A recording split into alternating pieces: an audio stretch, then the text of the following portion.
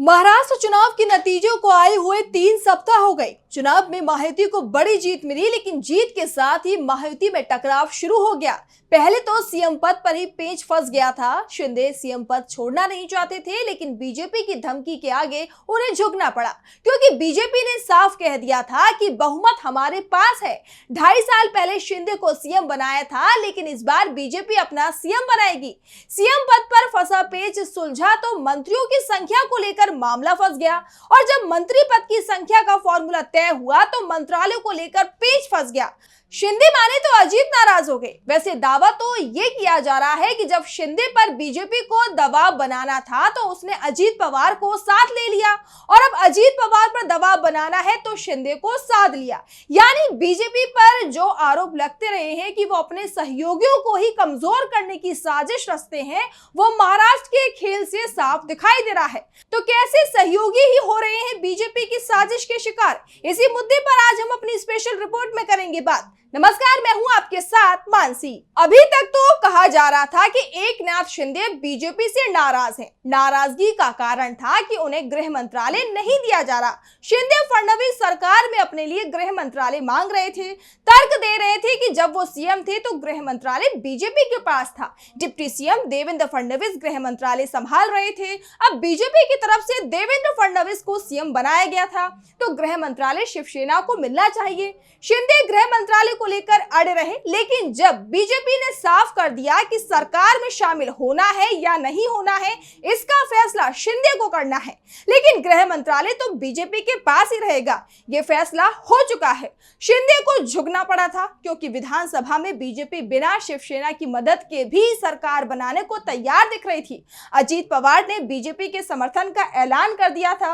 अजीत के समर्थन के चलते शिंदे बीजेपी पर दबाव भी नहीं बना पाए, या ये कहें कि उनके दबाव बनाने की ताकत को अजीत पवार ने छीन लिया था, और अब शिंदे पूरी तरह से सरेंडर कर चुके हैं। यहां तक कि महायुति गठबंधन में रहते हुए बीएमसी चुनाव लड़ने की भी बात कह रहे हैं। बीजेपी की तरफ से पहले ही साफ कर दिया गया है कि इस बार वो बीएमसी में अपना मेयर बनवाएगी। बीएमसी में आज तक बीजेपी का मेयर नहीं रहा है। ऐसे में सवाल उठ रहे थे कि बीएमसी में अगर बीजेपी कब्जा कर लेगी तो शिंदे के पास क्या रह जाएगा। लेकिन जिस तरह से शिंदे के बयान सामने आ रहे हैं, उसके बाद एक बात तो साफ हो गई है कि वो बीजेपी के दबाव में है, और अब उन्होंने पूरी तरह से सरेंडर कर दिया है। उद्धव गुट के नेता तो खुलकर बोल रहे हैं कि बीजेपी ने शिंदे को धमकाया है, जिसके बाद से उनके सुर शांत पड़ गए हैं। यानी बीजेपी ने पहले शिंदे को पूरी तरह से किनारे लगा दिया, और उसके बाद अब अजीत पवार की बारी है। शिंदे के बाद अब अजीत पवार की ताकत को कम करने की कोशिश शुरू हो गई है। बीजेपी सहयोगियों को किस तरह से आपस में लड़वा रही है और उन पर दबाव बना रही है, ये साफ दिखाई दे रहा है, क्योंकि देवेंद्र फडणवीस की तरफ से अजीत पवार और एकनाथ शिंदे की तरफ से मंत्रियों की जो लिस्ट भेजी गई थी, उस पर भी कैंची चला दी गई है। शिंदे से तो साफ कह दिया गया है कि उन्हें आधे मंत्री नए बनाने होंगे।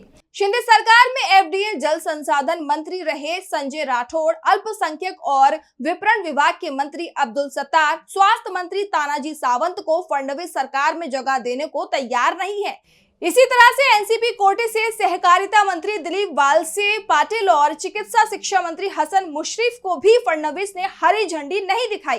और सबसे बड़ी बात तो यह है कि शिंदे ने तो फडणवीस के दबाव में अपने कोटे से 5 नए लोगों के नाम भेज दिए हैं, लेकिन अजीत पवार की तरफ से इसे लेकर नाराजगी जाहिर की गई है। लेकिन अब शिंदे की मदद से बीजेपी ने अजीत को 2-2 कह दिया है कि मंत्री कौन होगा, इसका फैसला सीएम देवेंद्र फडणवीस करेंगे। बीजेपी ने पहले अजीत की मदद से शिंदे को झुकने के लिए मजबूर किया, और अब शिंदे की मदद से अजीत पवार को झुकने के लिए मजबूर किया जा रहा है। बात सिर्फ मंत्रियों की नहीं, बात मंत्रालयों की भी है। बीजेपी की तरफ से पहले जो संकेत दिए जा रहे थे, उसमें कहा जा रहा था कि गृह मंत्रालय देवेंद्र फडणवीस अपने पास रखेंगे। इसके अलावा शिंदे सरकार में जिस दल के पास जो मंत्रालय थे, उसमें बहुत ज्यादा फेरबदल नहीं होगा।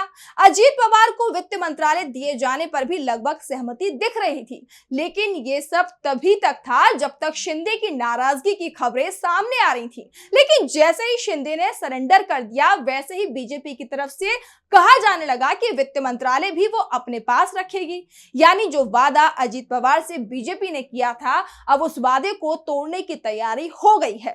अजीत पवार को राजस्व मंत्रालय दिया जा सकता है। इसके बाद से अजीत पवार की नाराजगी की खबरें सामने आने लगी हैं। एनसीपी के प्रवक्ता अमोल मिटकरी का बयान भी सामने आया है। उन्होंने कहा कि 2024 के चुनावों से पहले पूरे महाराष्ट्र ने लाडली बहना योजना और किसानों के बिजली बिलों की माफी जैसी कल्याणकारी योजनाओं को लागू होते देखा। योजनाओं को लागू करते समय वित्त मंत्री के रूप में अजीत पवार ये सुनिश्चित करेंगे कि राज्य पर अतिरिक्त वित्तीय बोझ ना पड़े। अगर महाराष्ट्र में वित्तीय अनुशासन सुनिश्चित करना है तो वित्त विभाग अजीत पवार को मिलना चाहिए। अगर अजीत पवार को वित्त मंत्रालय नहीं मिला तो सरकार का कोई मतलब नहीं रह जाएगा। आपको बता दें कि एकनाथ शिंदे की सरकार में अजीत पवार डिप्टी सीएम थे और उनके पास वित्त मंत्री था। अब देवेंद्र फडणवीस के नेतृत्व वाली सरकार में भी वित्त मंत्रालय पर दावा ठोक दिया गया है।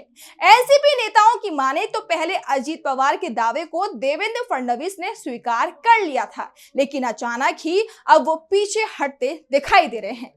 कहा जा रहा है कि एकनाथ शिंदे की तरफ से बीजेपी हाईकमान से शिकायत की गई थी कि शिवसेना बीजेपी का स्वाभाविक सहयोगी है।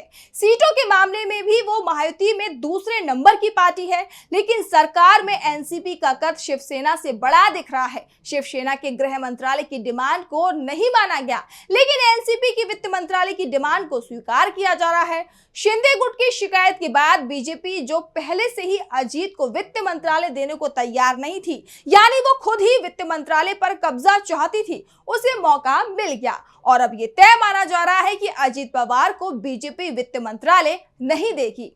शिंदे को दबाने के लिए अजीत और अजीत को ठिकाने लगाने के लिए शिंदे का इस्तेमाल। बीजेपी ऐसा खेल हर उस राज्य में खेलती है जहां उसके पास एक से ज्यादा सहयोगी होते हैं। 2020 में चिराग की मदद से नीतीश को भी ठिकाने लगाने की कोशिश की गई थी, लेकिन बीजेपी का दाव उस पर ही भारी पड़ गया था। नीतीश कमजोर तो पड़े, लेकिन इतने कमजोर नहीं हुए कि बीजेपी उन्हें ठिकाने लगा पाए। उल्टा नीतीश की नाराजगी के चलते 1.5 साल तक बीजेपी को बिहार की सत्ता से दूर रहना पड़ा था। और अब जिस तरह से बीजेपी अजीत पवार और एकनाथ शिंदे को आपस में लड़ाकर अपना फायदा देख रही है, ये राजनीति भी बीजेपी पर भारी पड़ सकती है, क्योंकि महाराष्ट्र में बीजेपी के पास बहुमत नहीं है। उसे या तो अजीत पवार की एनसीपी की या फिर शिंदे की शिवसेना के समर्थन की जरूरत पड़ेगी। दूसरा, अगर अजीत पवार और एकनाथ शिंदे को आपस में लड़ाया गया तो फिर इसका असर आने वाले निकाय चुनावों पर दिखाई देगा, खास तौर पर बीएमसी चुनावों में। वैसे बीएमसी में अजीत पवार की एनसीपी की ज्यादा ताकत नहीं है, बल्कि यहाँ बीजेपी और शिंदे गुट के बीच ही ज्यादा टकराव दिखाई दे सकता है। लेकिन महाराष्ट्र के दूसरे रीजन में, खास तौर पर पश्चिम महाराष्ट्र और मराठावाड़ा, जहां बीजेपी कमजोर है, एनसीपी और शिवसेना यहां मजबूत स्थिति में है। ऐसे में अजीत और शिंदे गुट के बीच का टकराव महायुति गठबंधन पर भी भारी पड़ेगा। लेकिन यहां अमित शाह के उस बयान को भी याद करना जरूरी हो जाता है, जिसमें उन्होंने कहा था कि अभी हमें सहयोगियों की जरूरत है, लेकिन 2029 में जब चुनाव होंगे तब बीजेपी आत्मनिर्भर बन चुकी होगी। यानी 2029 की तैयारी बीजेपी ने अभी से शुरू कर दी है, जिसमें उसे ना तो शिंदे की जरूरत है और ना ही अजीत पवार की, और उसी के चलते अब दोनों को ही किनारे लगाने की कोशिश बीजेपी की तरफ से की जा रही है। आपको कैसे लगी हमारी ये स्पेशल रिपोर्ट, हमें कमेंट बॉक्स में जरूर बताएं। नमस्कार।